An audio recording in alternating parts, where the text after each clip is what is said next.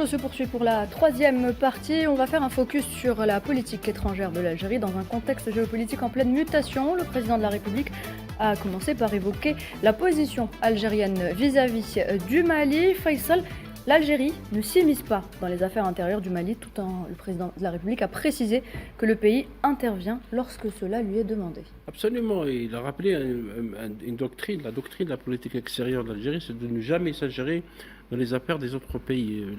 Il a dit que l'Algérie ne refuse qu'on s'ingère dans ses affaires, elle ne va pas le faire dans les autres États. Il a cité notamment le Mali, le Niger, le Burkina Faso et la Libye.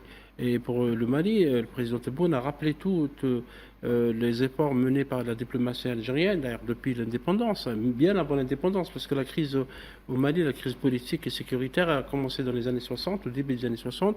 Il y a eu plusieurs coups d'État dans ce pays, au moins 5.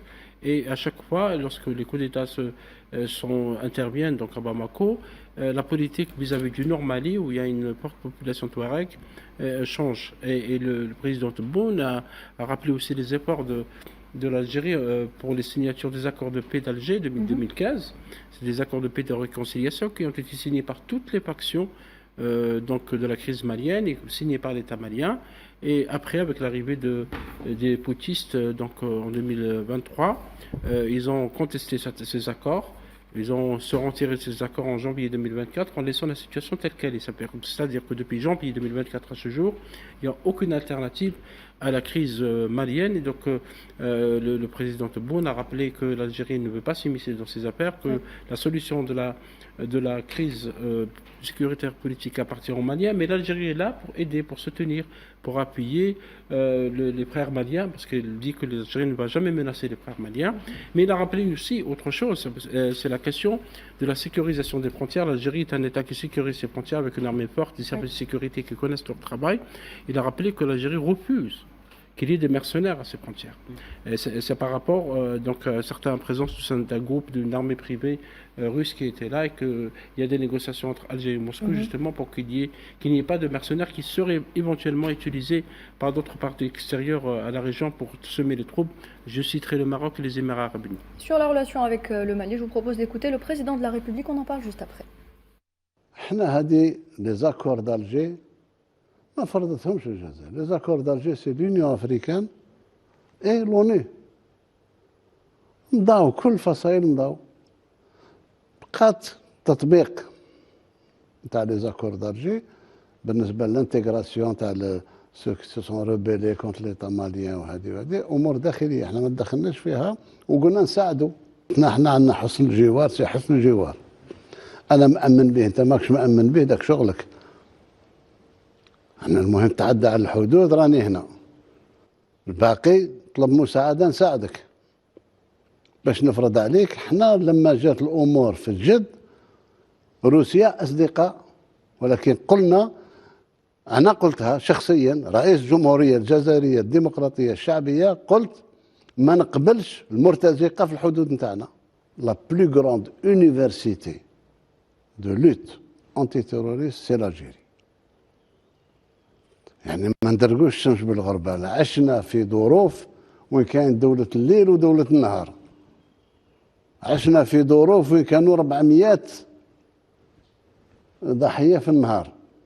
واش تأثر فيا أنا الشيء اللي صار في البلدان؟ بغاو نساعدوهم ما حبوش نساعدوهم. احنا حدودنا محمية، جيش قوي الحمد لله. مصالح الأمن اليوم عندها تجربة قوية. Badis, l'Algérie fidèle à ses principes et fidèle à sa politique de la main tendue vis-à-vis de tous les pays du voisinage. De la diplomatie agissante, solidaire, constante et cohérente. Vous savez, l'Algérie n'intervient jamais pour dominer, elle intervient pour apaiser, pour apporter une solution. Le président de la République l'a rappelé, effectivement, avec cette force de proposition. Les accords d'Alger, parlons-en. C'est la colonne vertébrale de la stabilité régionale. C'est ça dont il est question, au-delà du Mali, puisque c'est le Sahel. Une vraie poudrière dans laquelle d'ailleurs l'axe ou l'épicentre du terrorisme s'est délocalisé. Donc il y a une importance stratégique que l'Algérie a mesurée depuis quelques années. Vous savez, un voisin stable équivaut à des frontières apaisées, des frontières pacifiées. Donc il est important aujourd'hui, et le président d'ailleurs de la République a rappelé à travers notre valeureuse armée nationale populaire, digne héritière de l'armée de libération nationale, qu'elle est prête à défendre sa souveraineté territoriale, en cas de besoin bien évidemment.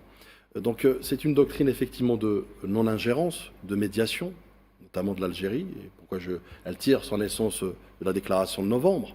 Donc là aussi, je dirais l'aspect structurant de notre diplomatie et de notre relation internationale avec les pays, notamment en relations étrangères. Donc c'est important de rappeler cela. Je reviens sur les accords d'Alger. À ce jour, l'Algérie demeure le seul garant de ces accords, notamment par la communauté internationale.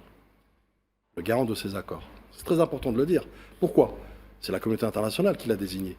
Parce qu'elle voit en Algérie ce pays stabilisateur, ce pays pivot, ce pays acteur au service de la paix et de la stabilité dans la région, mais surtout aussi un acteur qui fait tout sauf l'ingérence, qui la rejette d'ailleurs, qui la combat.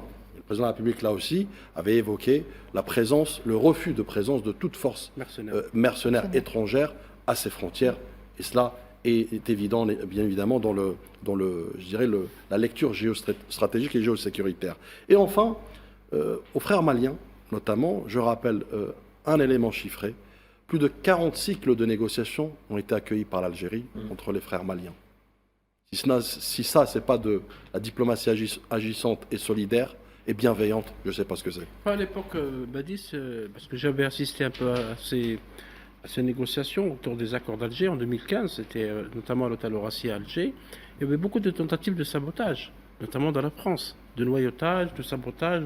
Je me rappelle, si vous revenez à la presse française de l'époque, vous verrez comment on a voulu noyauter ces accords et également essayer de les saboter pour qu'il n'y ait pas ces accords. Et ces accords ont permis à un moment donné, du moins entre 2015 jusqu'à 2023, une certaine stabilisation des zones nord du Mali. L'Algérie s'y dit prête.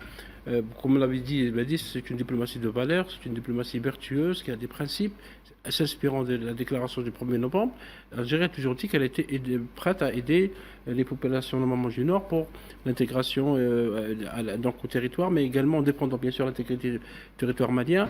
D'ailleurs, les accords d'Alger ont permis de préserver l'intégrité territoriale. Bien sûr, avec aussi le développement économique et la lutte contre le terrorisme. Le président l'a rappelé, l'Algérie, c'est l'université numéro 1 de la lutte contre les terroristes. On ne peut pas aujourd'hui l'accuser de vouloir semer le désordre ou le terrorisme, comme le font certains ennemis de l'Afrique, j'allais dire, par rapport après l'entrée illégale d'un drone malien, un drone militaire qui a été abattu par les forces armées algériennes le 31 mars 2025. Donc il y a un travail de la diplomatie algérienne et Badis a bien fait de rappeler que l'Algérie est la garante de ces accords que le pouvoir malien aujourd'hui refuse. Et dans les déclarations du président Tebboune Nouhad, le président a rappelé sa rencontre avec Ali Mahaman Lamine Zeyn, qui est le Premier ministre du Niger. Il avait dit qu'il a eu une discussion de 3 heures, parce que Lamine Zeyn était venu en août 2023, comme on le voit à l'image. Il était question que l'Algérie lance un grand plan économique avec le Niger pour contribuer au développement de ce pays voisin. À l'époque, Niamey était d'accord, et d'un seul coup, Niamey ou Niger a rejoint le Mali et le Burkina Faso dans cette alliance du Sahel devenue hostile à l'Algérie. L'Algérie qui a fermé son territoire, son espace aérien au Mali parce qu'il y avait un drone militaire qui menaçait sa sécurité, ne l'a pas fait pour le Niger. Ne l'a pas fait pour le Niger, laissant donc les avions circuler. Donc il y a toujours cette disponibilité. Il n'y a pas d'hostilité, comme le disait Badis. Il n'y a pas d'hostilité de l'Algérie par rapport à ses voisins. L'Algérie reste attachée, comme l'a rappelé le président Tebboune, à la politique de bon voisinage avec tous ses voisins. D'ailleurs, il a dit que l'Algérie était prête à aider ses voisins libyens. Bien sûr, sur le plan politique, sur le plan mandaté parfois par l'Union africaine pour les accords d'Alger et par l'ONU également, toujours prête pour aider, pour solutionner. Mais il se trouve, Nouhad, qu'il y a des forces extra-africaines qui sèment le trouble dans la région, qui sèment le trouble, qui distribuent des armes, qui créent des groupes parfois pour déstabiliser les zones sahéliennes. La zone sahélienne est déstabilisée depuis très longtemps, que ce soit au Tchad, au Niger, au Burkina Faso, au Mali, et on tente d'exporter ces menaces, ces éléments de menace vers les pays du voisinage nord. Et donc l'Algérie, contrairement à d'autres pays qui utilisent la méthode forte, qui utilisent le noyautage et la manipulation, malgré tout ce qui se dit, malgré les attaques, les manipulations, reste toujours disposé à aider ses voisins. Gamal, on va continuer à parler du Niger avec vous, si vous le voulez bien. Il y a une relation très profonde entre l'Algérie et le Niger. Beaucoup de projets stratégiques d'envergure sont mis en place.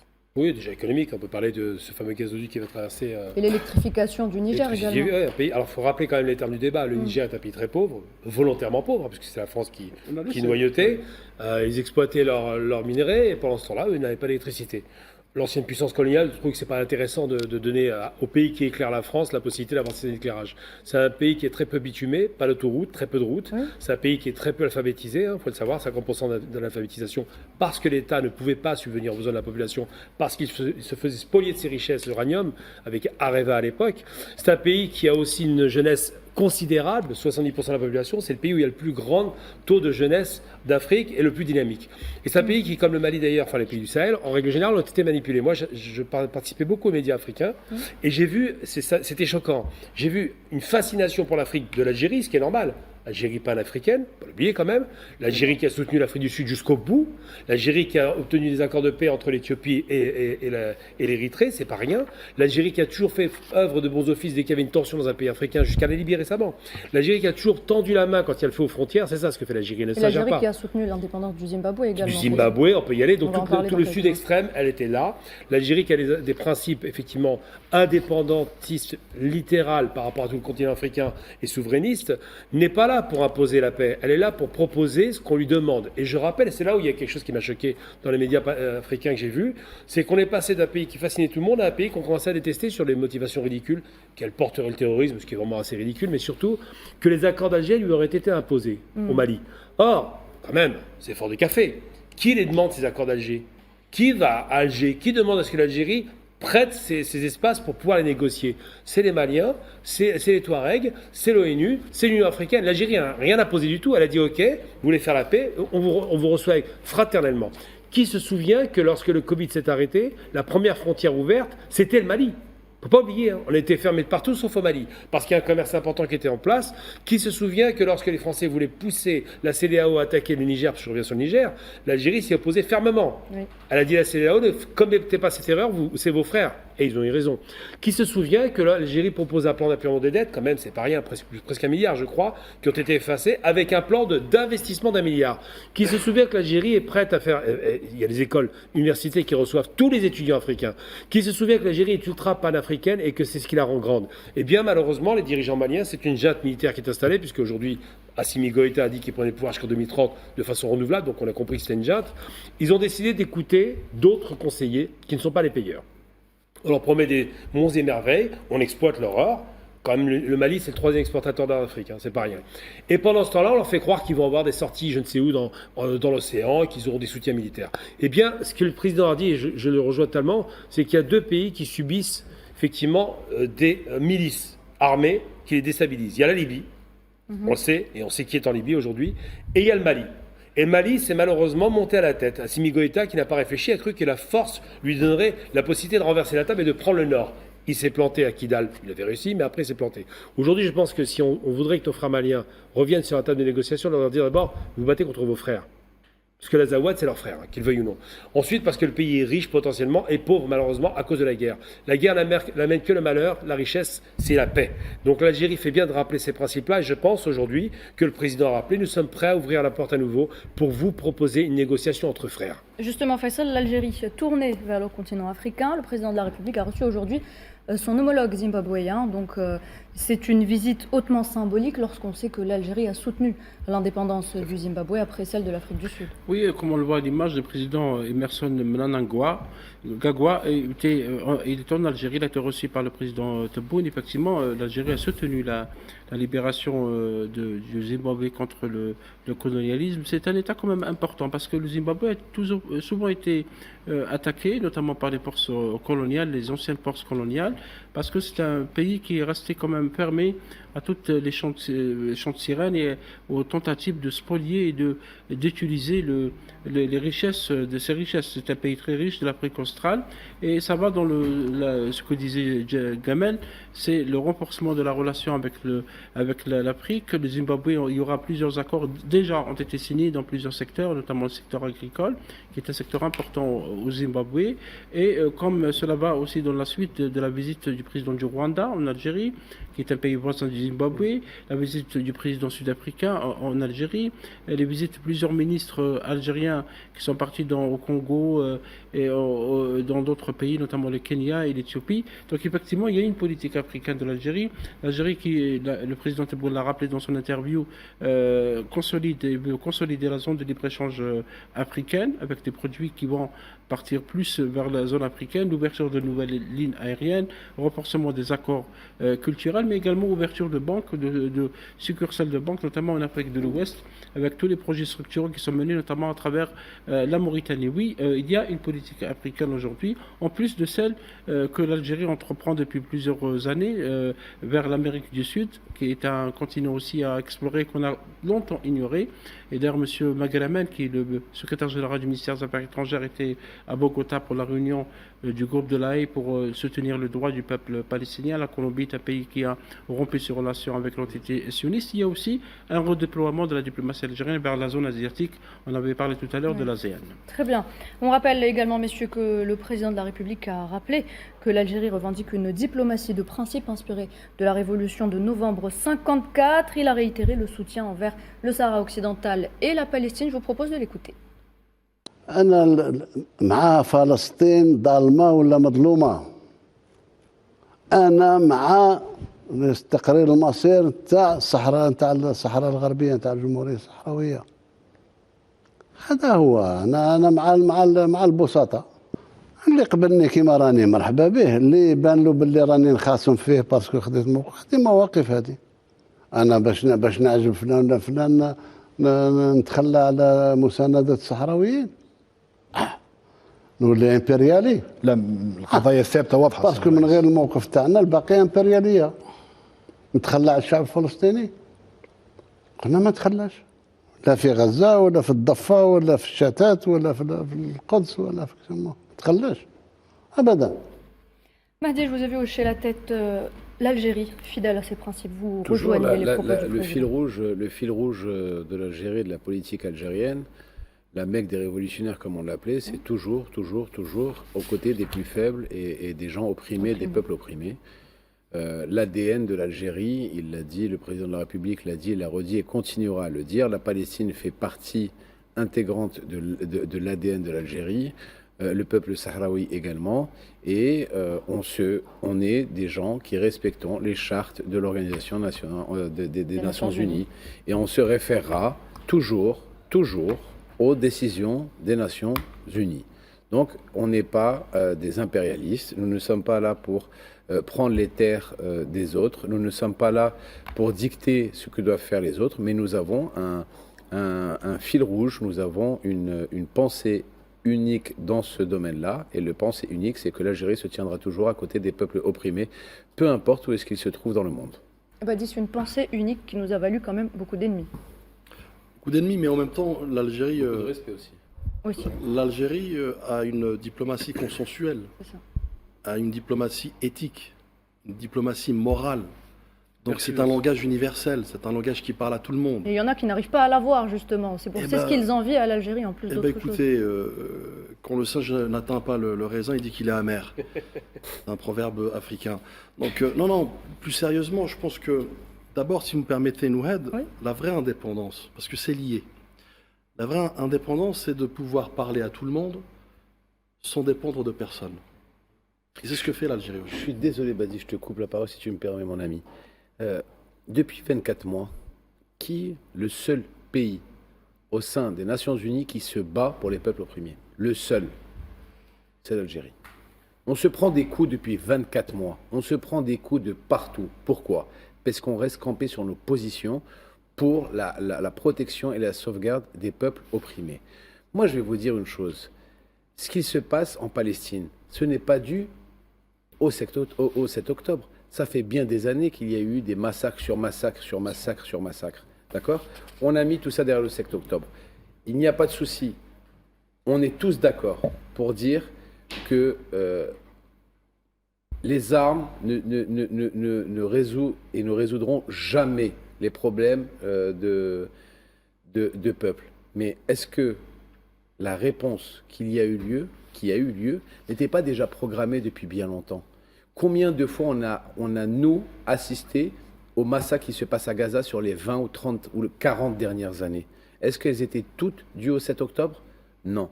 Combien de fois des bébés et des journalistes et des femmes et des vieillards ont été tués, assassinés lâchement, d'accord, par des armées d'occupation? C'était toutes dues au 7 octobre? Non. Donc à un moment, je partage ce que dit Badis. On a une vision. Et la vision, c'est de ne jamais abandonner tous les peuples qui sont opprimés dans le monde. Et je te laisse finir, Badis, excuse-moi. Non, mais c'est très lié au fait, parce que l'Algérie porte sa voix aujourd'hui. Comme tu disais à juste titre, c'est l'un des seuls États qui peut porter sa voix et une voix écoutée. Parce qu'on peut porter une voix en fait dans une caisse de résonance. Écoutée et respectée aussi, Badis. L'Algérie, elle est audible diplomatiquement, encore une fois, parce qu'elle est consensuelle. Elle rassemble. Aujourd'hui, elle défend des causes justes. Oui, effectivement, c'est l'héritage révolutionnaire, parce que quelque part, la diplomatie d'Algérie aujourd'hui, c'est un peu le continuum de la révolution, avec d'autres moyens, notamment pour défendre les causes justes, la cause palestinienne, la cause sahraoui, la cause de tous les peuples opprimés mais elle de par le monde. elle ne se contente pas de cet héritage, elle est convaincue de ce qu'elle fait en fait. Elle ne se contente pas seulement de cet héritage. C'est le Vietnam qui ont obtenu leur indépendance par les armes. Il y a 2 pays dans le monde qui ont obtenu leur indépendance par les armes. Il n'y en a pas 10, il n'y en a pas 15, il n'y en a pas 100. Il y a 2 pays dans le monde qui s'est battu, où des gens de leur peuple sont morts pour obtenir leur indépendance. Il y en a 2. Il y a le Vietnam et l'Algérie. Il n'y en a pas 5. Mandela disait que l'Algérie était le seul pays africain à avoir obtenu son indépendance par les armes. Excuse-moi, je suis désolé, je t'ai coupé 2 fois. Désolé, mon ami. C'est complémentaire, il n'y a pas de problème. Non, pourquoi, encore une fois, je reviens sur l'ADN diplomatique de l'Algérie. Parce que quand on parle d'équidistance, notamment en matière de diplomatie, c'est quoi? C'est ni vassal, ni isolé. C'est ce que le président d'ailleurs aime le répéter à chaque fois. Vous savez ce que ça veut dire? Ça veut dire une diplomatie équilibrée. C'est quoi? C'est être partenaire des États-Unis, allié stratégique de la Chine et ami fidèle de la Russie. Et pour autant, on porte notre voix. Notre voix, elle est audible. Parce qu'il y a cette légitimité, parce qu'il y a cette crédibilité, parce qu'il y a ce poids révolutionnaire, parce qu'il y a ce poids historique, parce qu'il y a cette aussi vision, notamment avec constance et cohérence de la diplomatie algérienne qui n'a pas bougé d'un iota après l'indépendance, après l'engagement de non-alignement, par exemple à Bandung. Justement, avant Badis, parce que le président a rappelé le congrès de Bandung en 1955, vous avez raison, il avait dit que l'Algérie est un pays médian qui est entre l'Occident et l'Orient. Justement, on écoute le président de la République sur le non-alignement, on revient. Arrêtez d'être binaire. وكل الناس متفاجئة وكل الناس تتساءل ما هو هذا السر تاع الجزائر اللي علاقاتها طيبة مع الولايات المتحدة وطيبة مع روسيا وطيبة مع الصين. Ça c'est la force de l'Algérie parce que نزهاء ما نستعملوا حتى واحد ضد الآخر وكل واحد نعطيه قدره كما يقولوا. وهذه هي المبادئ تاعي. مانيش خصمك مانيش نحارب فيك مانيش ضد فيك. احنا عادة من انحياز عندنا في الدم. Voilà, Faisal, je vous redonne la parole. Oui, non-alignement, c'est vrai, il est dans le sang, comme disait le président. Tebboune, l'Algérie ne s'aligne avec aucune force. Oui. Elle a d'excellents rapports aussi avec l'Union européenne, avec la Chine, avec la Russie, avec les États-Unis, parce que souvent, il y a ce que disait tout à l'heure Bahdi, c'est la logique binaire. Ça veut dire que si vous allez voir le président chinois, comme on le voit à l'image, vous êtes contre les intérêts européens. Si le président Tebboune visite Moscou, oui, l'Algérie ça rapproche de Moscou contre les intérêts des États-Unis. Il se trouve que l'Algérie a des rapports effectivement équilibrés avec tout le monde, cordiaux, respectueux. L'Algérie elle est respectée parce qu'elle est honnête. Sa démarche était honnête, elle est vertueuse, elle respecte les nations, elle respecte la souveraineté des États, elle respecte aussi le choix des États, ne se mêle pas, ne s'ingère pas dans les choix faits par d'autres États. D'où cette position très respectable au niveau international. Et c'est vrai que c'est une voix très écoutée, comme disait Badis, au sein du Conseil de sécurité, parce que l'Algérie était membre non permanent jusqu'à la fin de l'année. Elle a fait beaucoup de choses, notamment pour le peuple palestinien, mais également pour le Soudan et le Liban. Elle a convoqué plusieurs séances parce que c'est une diplomatie qui s'inspire du combat des Algériens contre le colonialisme, de la déclaration du 1er novembre, une déclaration qui donne le pouvoir au peuple, qui respecte la souveraineté des États, qui respecte aussi les principes d'indépendance. C'est une diplomatie donc, qui est modèle pour beaucoup de pays, d'autres qui ont choisi de s'aligner, parce que la question a été posée d'ailleurs, vous l'avez remarqué, hier au président Tebboune par notre confrère Osmani sur le pragmatisme et les principes. Le président lui dit citer un exemple. Parce que maintenant, le pragmatisme, c'est que vous allez abandonner la cause du peuple palestinien. Vous allez dire, oui, mieux vaut se rapprocher de l'antisionisme qu'une puissance occupante qui viole le droit international, qui commet des crimes de guerre, qui commet un génocide. Ce qui est totalement impensable. Impensable parce qu'on pense que l'antisionisme est très forte. Et donc, ça s'appelle une diplomatie de l'âge. Absolument, la diplomatie. Donc, on s'aligne avec la même chose pour le peuple sahraoui. On va abandonner le droit du peuple sahraoui à l'autodétermination. C'est la commission 4 de l'ONU. Et donc, pour se rapprocher du Maroc, l'antisionisme par ricochet. Donc, non, c'est une diplomatie du principe qui est droite dans ses bottes, la diplomatie algérienne, parce qu'elle est vertueuse, respecte le droit international, elle ne l'a jamais violé. Dans toute son histoire, trouvez-moi un seul exemple où la diplomatie algérienne a violé le droit international. Donc c'est pour ça que la voix de l'Algérie reste une des voix. Maintenant, dans un monde où ça change beaucoup, où on mélange des choses, elle reste une voix écoutée et respectée. Gamal. Je dirais simplement par rapport à ces questions-là, d'abord c'est le pays du million et demi de martyrs, pour commencer. Effectivement, ça a été dit à l'instant par Mehdi. C'est le seul pays en Afrique qui a obtenu par les forces son indépendance et qui en plus a impulsé l'indépendance des pays africains. Excuse-moi, toujours parce qu'il y a des ingrats. Je te coupe, excuse-moi. 1,5 million de martyrs de 54 à 62. Pendant la guerre de libération. 5,3 millions de en cumul, 1830 à 1962. On peut même dire que c'est un pays qui n'a jamais accepté la colonisation, mais surtout il y a des principes fondamentaux. On parlait de l'Amérique des révolutionnaires parce qu'il soutenait la plupart des mouvements révolutionnaires dans le monde. C'est un pays qui porte sa voix en arabe, en berbère, en anglais, même s'il le faut aujourd'hui, pour faire entendre le principe de la révolution, ça veut dire qu'on est contre la justice.